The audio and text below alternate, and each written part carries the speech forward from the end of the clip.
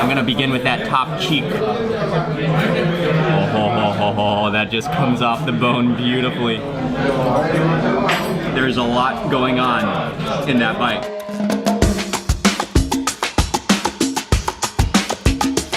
Good morning, everyone. It's Mark Wiens with Migrationology.com in Barcelona, Spain. Walking to the metro this morning on our way to have breakfast.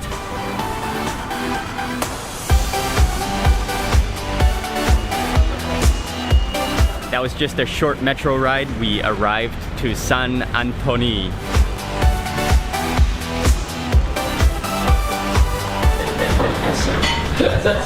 We just arrived to a restaurant called Can Velaro. And this is a neighborhood, very friendly, traditional Catalan restaurant in Barcelona. And I just ordered a couple of different dishes. The owners here are extremely friendly, and we'll see what I just ordered. Yes. I'm starting off with a bowl of gazpacho. And this is a cold soup. And I think there's a blend of vegetables in here, but also a tomato. Oh, that's thick and looks very hearty, like a puree.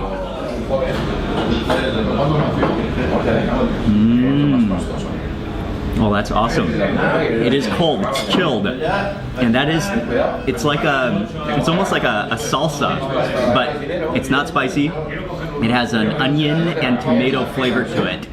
And at the same time, it's sort of fluffy. This is common to eat in the summertime when it's hot because this is a cold, very refreshing soup. And you add some of these little crispy breads.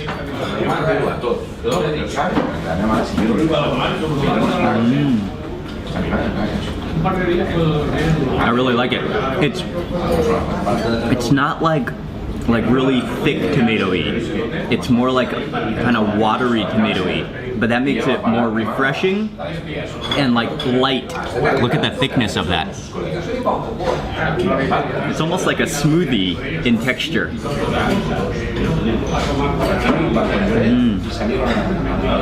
A little bit sour, a little bit salty, and a little bit tart from all of those vegetables and tomatoes. Capipote.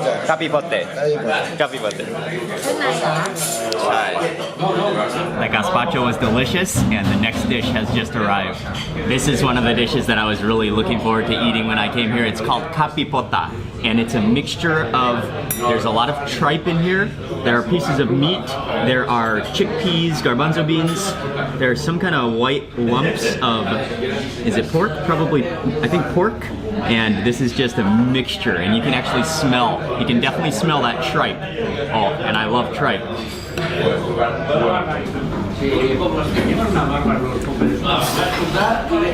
yeah.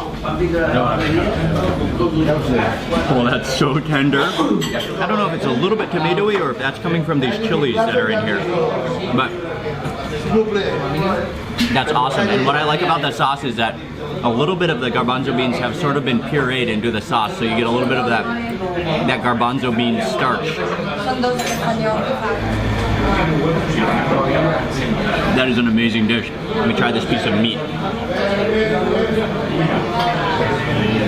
That meat is just pure fall apart tender. And this is a very hearty, like a very solid dish. This sauce is just made for bread. Look how it just sticks and soaks up into that bread. And if I can get a chickpea, oh, and a piece of tripe onto this. Oh, with the bread, it goes so well together. It's only like 9 a.m., but people are feasting already and drinking wine and enjoying and socializing. Food is delicious, and it just has an amazing home-cooked flavor to it. And these are the cheeks and like the jawbones from, I'm not totally sure what, but I think it's either lamb. I think it's lamb. I think it smells like lamb. And then you can see a drizzle of garlic and I think parsley on top.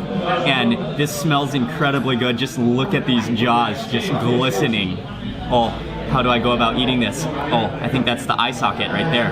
And then you can even see the bottom bits. Oh, the tongue is included too. Oh, that is half a tongue right there too. I'm gonna begin with that top cheek. Oh, that just comes off the bone beautifully.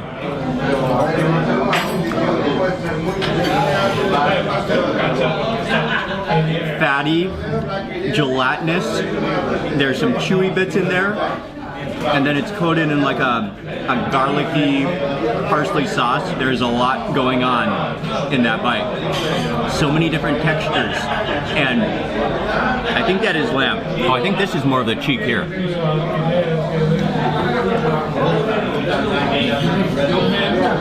Just look at that combination of the fat, the skin, the meat.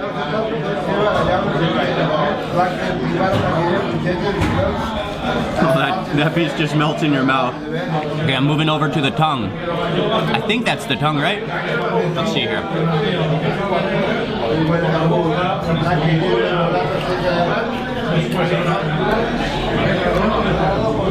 Oh yeah. It's a little bit chewy. It sort of has the texture of gizzard. It's kind of leathery in texture. Oh. What I love about this is that there's so many different textures. Some soft and melt in your mouth, others that are chewy and kind of leathery. What could this be?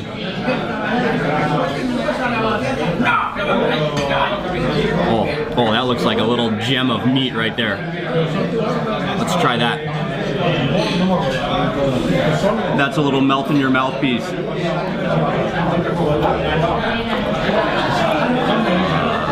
Gracias. Oh, okay. Oh, salud.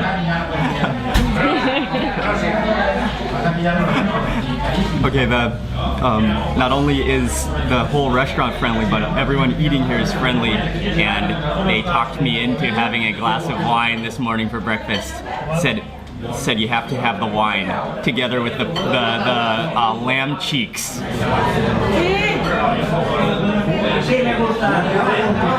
Okay, that is really good. That's a white wine. It tastes quite light. Oh, it's fantastic though. I've got one more lamb cheek to conquer, and Ying is not gonna help me on this, so it's up to me. Yeah, what I do love about it is that there's so many textures going on. Look at that. Oh man, it's such a wonderful thing. And for this bite, I'm gonna take that cheek section, and then, come on.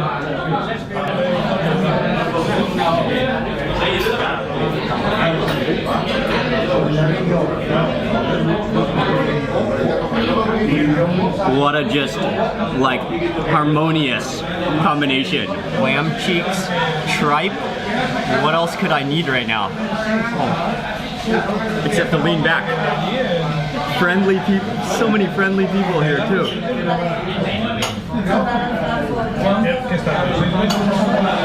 Just take a look at this.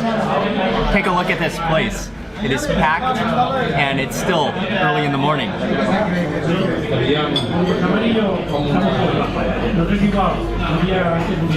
That was so good that I just want to sit here for the rest. This is the type of place you could just sit for the rest of the day and just enjoy and just keep ordering plate by plate and maybe even spend the night here.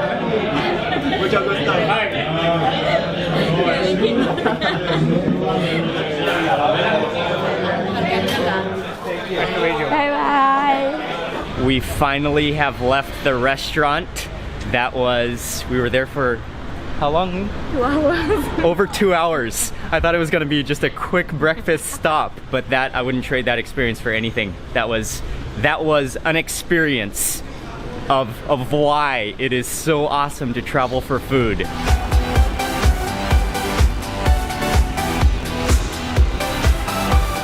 We just arrived to the Montjuic fountain, and this is an iconic fountain in Barcelona every Friday and Saturday, but I'm not sure of exactly the days, and sometimes it's not on. There's a famous fountain show, but unfortunately when we are here right now there is no fountain show, and so I don't think we're gonna have a chance to see the fountain show, but it's still an amazing fountain just to see in the daytime even when there's not a show. And then the museum is further up here where we're gonna visit next.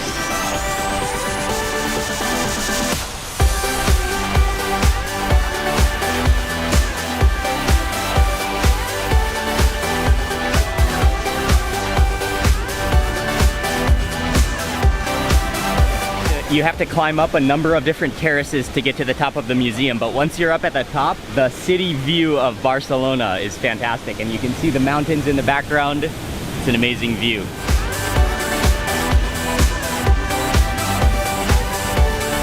We are now walking around the museum. Here is the map of the Museo Nacional de Arte de Catalunya, and there are many different exhibitions around the entire complex, including medieval Romanesque art, Gothic art, Renaissance art, and so we are gonna make our way from exhibition to exhibition.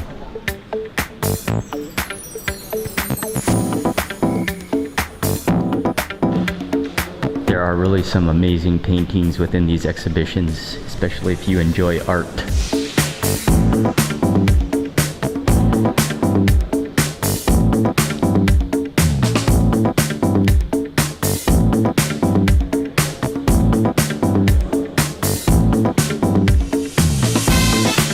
The entire medieval and Gothic exhibition is really impressive, and a lot of the art dates back to the 16th century and comes from artists especially within this Catalonia region.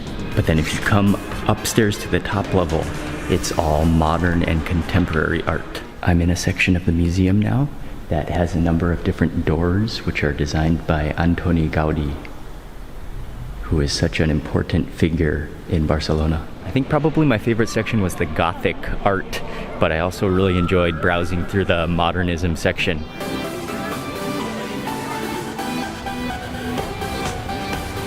The next plan for the day is that we're gonna go back to the road. We're gonna try to take the bus to the top of the hill to Castel de Montjuïc for hopefully an even better view of the city. This is a huge roundabout and square, and just trying to figure out which corner to take the bus. I think it's this one over here, and we are gonna catch bus number 150.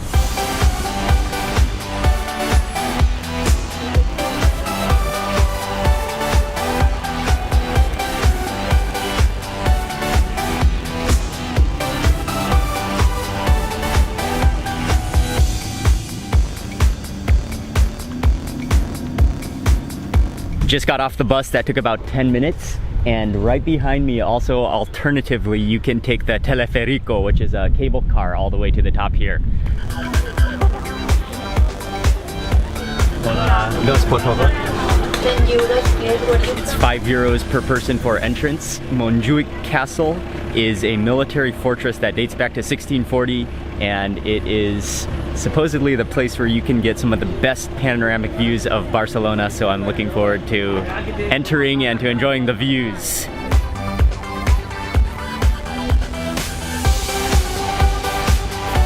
We just got over the moat and entering into the castle walls.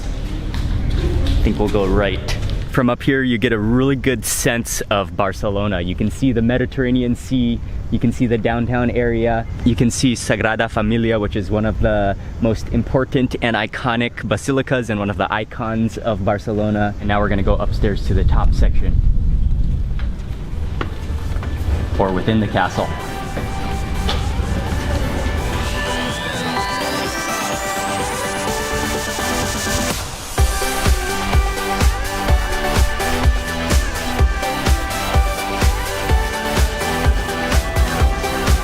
And then over on this side, you have some amazing views of the Mediterranean Sea, as well as the port and the harbor of Barcelona. Just look how many thousands of shipping containers are below there. I think visiting the Montjuïc Castle in Barcelona is an absolute must when you visit Barcelona, just to get this amazing view of the city, and it will give you an incredible perspective of everything that you can do and see when you come to Barcelona.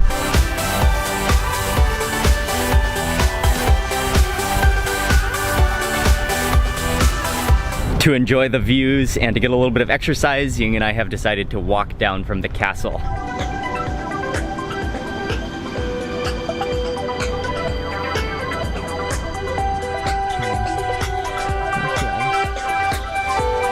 That was a very nice walk. We are now back in Barcelona, and we're trying to make our way to a famous tapas bar. And hopefully we're gonna get there before they close for lunch. Ara un del que van una mica d'ell. Pero que llevan un arroz no, aún se está partiendo. We made it to this little small tapas bar, which is called Kimet y Kimet, and this is an amazing little place. It's like a wine and liquor cellar. They just have bottles decorating this entire place, and this place is famous for their little tapas. I'm glad I got here. Actually, we got here just before their closing, so I'm just gonna have a few little treats. This one I had to order. This is a little piece of bread on the bottom, and then he put on some tomato. There's some tomato puree, I think, and then some mussels, and then some caviar on top of this. I think this is a biter. With a fork, you would just make a mess, but you do have to lift the plate up to your mouth so you don't spill too much. I don't want any of that caviar to go to waste.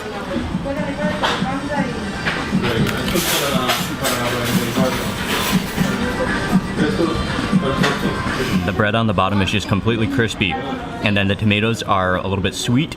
Oh, the caviar is wonderful, and the mussels are, I believe they're canned preserved mussels, so they're really, really soft, and yeah, delicious. Wow, that's a fantastic little bite.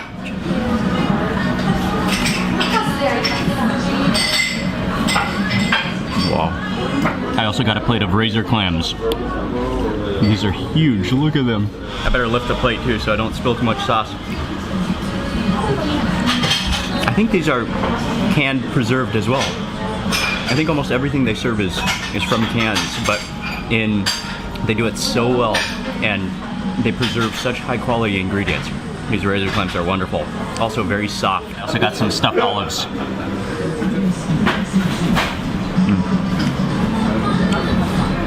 Whoa, those are nice and sour. And then I decided to have coffee this afternoon. I ordered a couple more. This one is codfish liver with tomato, and he added on a little bit of caviar as well.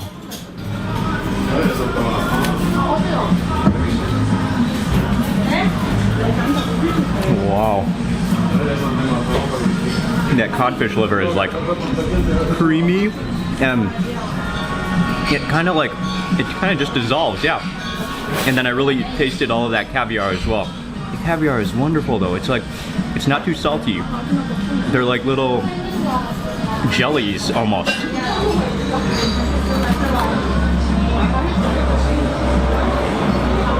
Wow.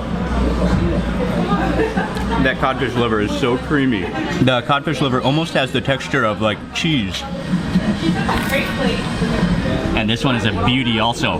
This one is the smoked sardines with red pepper, and then I'm not sure what that is on the top, and then green pepper on the top.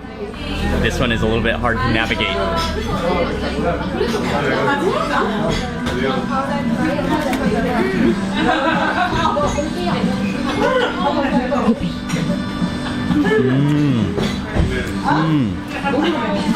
I love sardines. Yeah, that chili that I ate is really, really sour as well, like a pickled chili.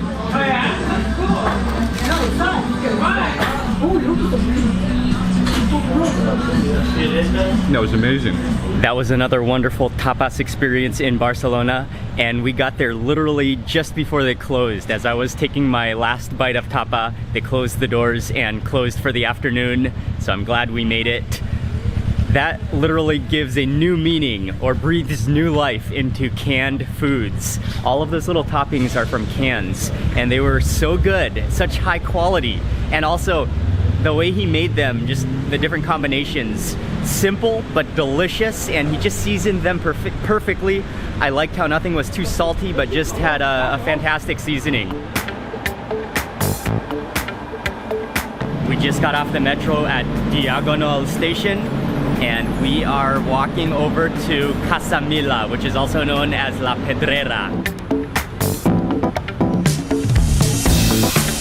Last night I already bought 2 tickets to 2 famous houses by Antoni Gaudí. And so the first we're gonna visit is La Pedrera, which is also known as Casa Mila, and then after that we'll go to the next one.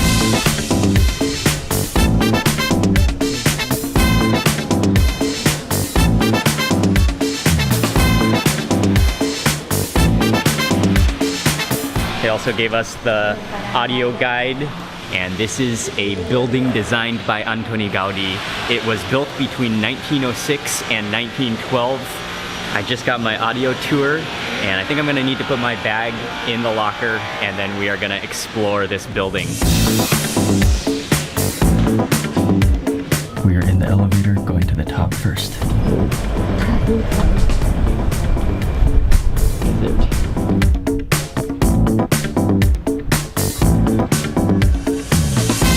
The first thing you do is you get in the elevator and take it all the way to the rooftop.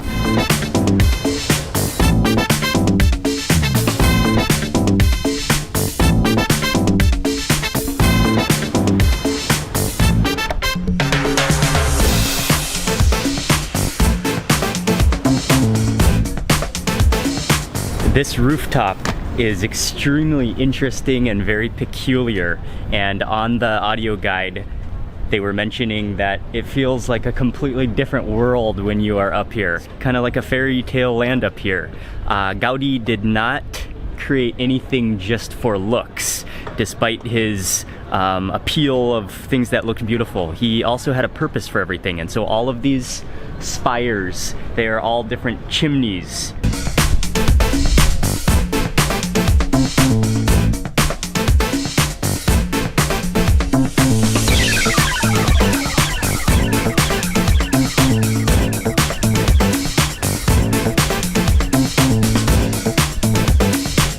Walking down to the next level.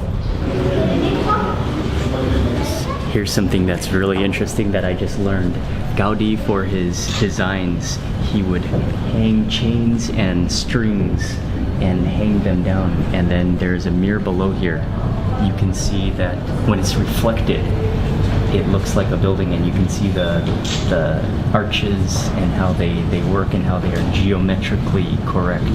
So hanging models that Gaudí used are called stereofunicular models, and he was not only an architect, but he was a genius at geometry. Just came down a flight of stairs and now entering into the apartment.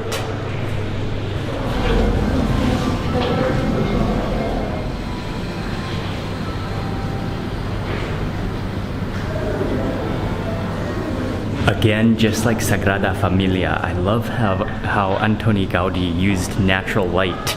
There's light coming in through windows and little pockets of light shining throughout this entire apartment. And also the way he just had this incredible sense of space and also waves. This house is very wavy, there are lots of curves, but it all really somehow just fits together. Oh, here's the kitchen.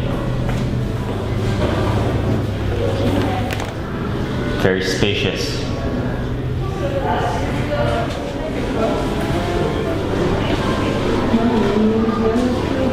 Something else about Casa Mila is that it is a UNESCO World Heritage Site, and it's just an iconic building, but only a little portion of it is open as a museum, and there are other apartments within it that are still used and that people still live in today. So it's not only a museum, but it's a living museum, and it's an actual residence. What I liked about this is that it provided a glimpse about how Gaudí was thinking and his kind of imagination or thought process into his designs. At least just a little tiny glimpse. We are now walking down the street on our way to the next Antoni Gaudí house.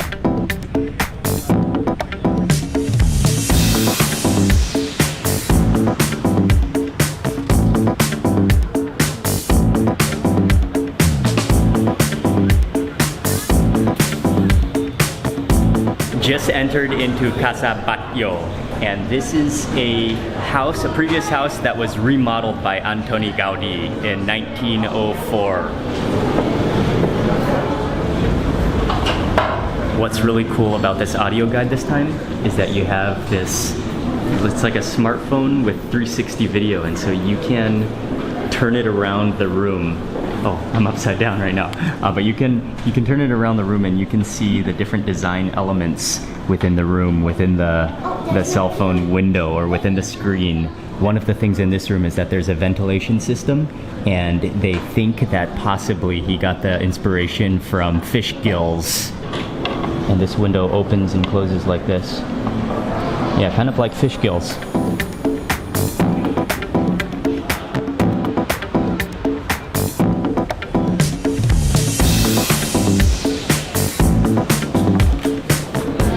I have never seen a fireplace like that. I have climbed up. I am approaching the top of Casa Batlló, and it's still amazing to me how Antoni Gaudí used natural light. Even in buildings that seemed like they should be enclosed, he found a way to incorporate light into his designs. I just made it up onto the roof.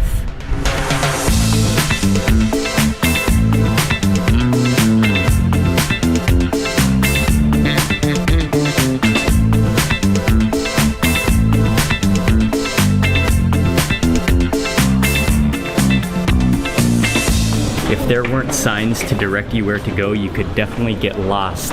It's like a maze within this whole complex. And on the roof and in the attic area, I am heading down now. What struck me about that is just his acute attention to fine details and how he thought through every single thing, as well as the natural light, the space, the windows. After going to Casa Batlló, we ended up just coming back to the hotel. Ying wasn't feeling so good, and we've been having really long days every day, so we're both really tired. So we're just gonna call it a day here and just have some small snacks for dinner tonight in the hotel. But before I end the vlog, I did want to address one thing, and that is whether it's worth it. Which one to choose between Casa Batlló and Casa Mila la Pedrera. And they're two similar buildings by Antoni Gaudí, and they're both famous attractions. They both have some similarities. If I were to choose just one, I would probably go with Casa Mila, mainly because I really enjoyed seeing the apartment furnished, and also I thought the roof was the best. But in reality, they are both different enough that they are worth it to visit both. However, they are the entrance prices are pretty steep, pretty expensive. So if I were to just choose one, I would go with Casa Mila. So that being said, I'm gonna end the vlog for today now. Thank you all very much for watching. Please remember to give this video a thumbs up if you enjoyed it, and also make sure you subscribe if you're not already. And I will see you on the next video. Thank you for watching. Whoa, there's like a moth that just landed on my nose. What happened? Did I get caviar on my nose? Hey. The hanging models that Gaudí used are called stereofunicular.